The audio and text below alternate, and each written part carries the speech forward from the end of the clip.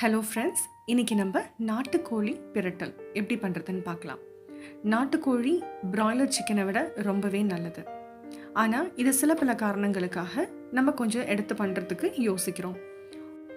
முதல் ரீசன் பார்த்தீங்கன்னா, நாட்டுக்கோழி சூடு, ஜென்ரலாக ஹீட். இதை தணிக்கிறதுக்காக நம்ம இந்த ப்ரிப்பரேஷனை நல்லெண்ணெயில் செய்கிறோம். ரெண்டாவது விஷயம், நாட்டுக்கோழி கொஞ்சம் ஹார்டாக இருக்கும் அப்படின்னு சொல்லுவாங்க.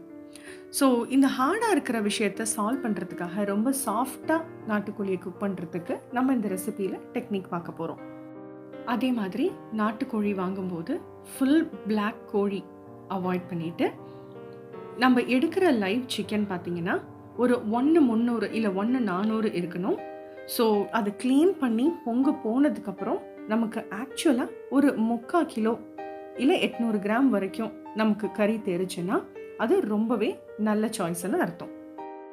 இது வரைக்கும் இந்த சேனலுக்கு சப்ஸ்கிரைப் பண்ணாதவங்க கண்டிப்பாக சப்ஸ்கிரைப் பண்ணுங்கள். ஆல்ரெடி சப்ஸ்கிரைப் பண்ணவங்க ஃப்ரெண்ட்ஸ்க்கு ஷேர் பண்ணுங்கள். இப்போ நம்ம இன்க்ரீடியன்ட்ஸ் பார்த்துடலாம்.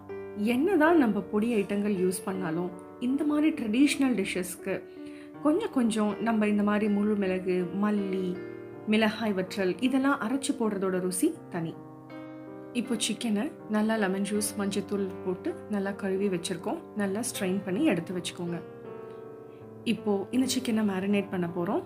தேவையான அளவு மிளகாய்த்தூள், மல்லித்தூள், ஜீரகத்தூள், மிளகுத்தூள், கரம் மசாலா பொடி, தேவையான அளவு உப்பு, அதுக்கு மேலே தயிர் ரொம்ப முக்கியமாக சேர்த்து ஒரு 15லேருந்து 20 நிமிஷம் மேரினேட் பண்ணி வச்சிடலாம். இப்போ பார்த்தீங்கன்னா, இந்த ப்ரிப்பரேஷனுக்கு தேவையான மிளகாய்த்தூள், மல்லித்தூள், மிளகுத்தூள் இதெல்லாம் தூளாக மட்டும் மேரினேஷனுக்கு யூஸ் பண்ணிவிட்டு, கிரேவிக்கு தேவையானதை ட்ரை ரோஸ்ட் பண்ணி அரைத்த விழுதாக நம்ம யூஸ் பண்ண போகிறோம். ஸோ அதில் தான் நமக்கு டேஸ்ட்டு ரொம்பவே என்ஹான்ஸ் ஆகும். இப்போது இதெல்லாம் நம்ம ப்ரிப்பரேஷனுக்கு தேவையான மற்ற இன்க்ரீடியன்ட்ஸ். நம்ம கறியை முதல்ல மேரினேட் பண்ணதுக்கப்புறம் வேக வைக்கணும். நம்ம மசாலா தூள் அவ்வளவும் சேர்த்துருக்கிறதுனால வேகும் போதே இந்த இன்க்ரீடியன்ட்ஸ்லாம் நல்லா உள்ளே சோந்துடும். இப்போ குக்கரில் தண்ணி வச்சுருக்கேன். அதுக்குள்ளே ஒரு சின்ன பாத்திரத்தை கமத்தி போட்டிருக்கேன். ஏன்னா இதுக்கு மேலே நம்ம சிக்கனுடைய பாத்திரத்தை வைக்கும்போது அது சாஞ்சிராமல் இருக்கணும். அதே சமயம் டைரெக்டாக அது சுடு தண்ணியில் படவும் தேவையில்லை. ஸோ இப்போ மூடி போட்டு நம்ம விசில் கொடுக்க போகிறோம். நாட்டுக்கோழி 3/4 கிலோவுக்கு க்ளீன் பண்ண கோழி இருந்தது அப்படின்னா 2 விசில் போதும்.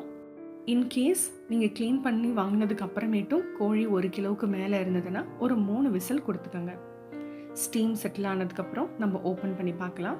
இங்கே பார்த்தீங்கன்னா சிக்கன் நல்லா வெந்திருக்கு. இது பீசஸ் உடையலை, குழையலை, ஆனால் அதே ஷேப்பில் தான் இருக்குது. ப்ளஸ் உள்ளுக்குள்ளே இந்த சதையெல்லாம் நல்லாவே வெந்திருக்கும். இப்போது நம்ம எல்லா இன்க்ரீடியன்ஸையும் ரெடி பண்ணி வச்சுக்கலாம். தேங்காய் எடுத்து தேங்காய் பால் தான் யூஸ் பண்ண போகிறோம்.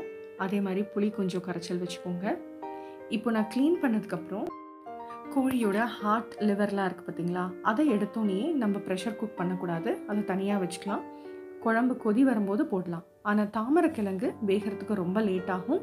ஸோ அதை நம்ம குக்கர்லேயே ப்ரெஷர் குக் பண்ணி எடுத்துக்கலாம். இப்போ நான் என்னுடைய இந்த இன்க்ரீடியன்ஸை, ஹோல் இன்க்ரீடியன்ஸை முதல்ல ட்ரை ரோஸ்ட் பண்ணுறேன். அடுத்து வந்து சில்லிஸ் ஆட் பண்ணுறேன். ஒரு தட்டில் எடுத்து வச்சு கூலானதுக்கப்புறம் இந்த மாதிரி கொஞ்சமாக தண்ணி விட்டு அதை நல்லா பேஸ்ட்டாக அரைச்சிக்கிறேன். இந்த பேஸ்ட் பார்த்திங்கன்னா நல்ல சாஃப்டாக ஸ்மூத்தான பேஸ்ட்டாக இருக்கணும். அடுத்து நம்ம தக்காளி, ஒரு பெரிய வெங்காயம் வச்சுருந்தோம் இல்லையா, அந்த வெங்காயம், அது 2ஐயும் சேர்த்து நல்லா கூழாக அடிச்சுக்கிறோம். டொமேட்டோ பியூரி ரெடி பண்ணி வச்சுக்கிறோம். இப்போது பேனை நல்லா சூடு பண்ணி நல்லெண்ணெய் ஆட் பண்ணியிருக்கேன். இதில் பிரிஞ்சி இலை, பட்டை, ஏலக்காய், அப்புறம் ஒரு 1/2 டீஸ்பூன் ஜீரகம், அது வதங்கினதுக்கப்புறம் கருவேப்பிலை, பச்சை மிளகாய். நம்ம சின்ன வெங்காயம் யூஸ் பண்ணுறோம். ஏன்னா இது ஹீட்டுன்றதுனால நாட்டுக்கோழி நம்ம இதுக்கு சின்ன வெங்காயம் யூஸ் பண்ணுறோம். ஸோ சின்ன வெங்காயம் வதங்கினதுக்கப்புறம் இஞ்சி பூண்டு தட்டி போட்டிருக்கேன். ஸோ அது நல்லா வதங்கினதுக்கப்புறம் நம்ம இந்த டொமேட்டோ பியூரியை ஆட் பண்ணிடலாம். இந்த பியூரி நல்லா கொதிக்கணும். ஏன்னா இதில் நம்ம வெங்காயம் சேர்த்துருக்கிறதுனால அந்த வாடை வந்து இருக்கக்கூடாது. ஸோ நல்லாவே கொதிக்கட்டும். கொதித்து ஓரளவுக்கு கொஞ்சம் திக்கானதுக்கப்புறம் நம்ம அரைச்சி வச்சுருக்க விழுது இருக்கு இல்லைங்களா, ட்ரை ரோஸ்ட் பண்ணி அரைச்சோமே, அந்த விழுதை ஆட் பண்ணிக்கலாம். இதை ஆட் பண்ணதுக்கப்புறமேட்டும் நல்ல ஒரு கொதி இது கொதிக்கணும். ஸோ அப்போ தான் நம்மளுடைய டொமேட்டோ பியூரி இந்த விழுது எல்லாம் சேர்ந்து ஒரு நல்ல கிரேவியாக கிடைக்கும். இப்போ நம்ம வேக வச்சுருக்கிற சிக்கனை இதில் ஆட் பண்ணுங்கள்.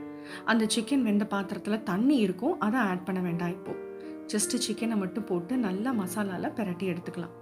மசாலா ஈவனாக கோட் ஆனதுக்கப்புறம் அந்த சிக்கன் தண்ணி, அப்புறம் இந்த கிரேவிக்கு தேவையான தண்ணி, முடிஞ்சால் நம்ம அரிசி கழுவோம் இல்லையா, அந்த கழனி தண்ணி இருந்ததுன்னா ரொம்பவே நல்லது. இப்போது இதை நல்லா நம்ம கொதிக்க விடலாம், மூடி போட்டு வேக வைக்கலாம். நல்லா சிக்கன் கொதித்து ஓரளவுக்கு இந்த எண்ணெய் தெரிஞ்சு வர கன்சிஸ்டன்சி வரப்போ புளி கரைசல் நம்ம ஆட் பண்ணலாம்.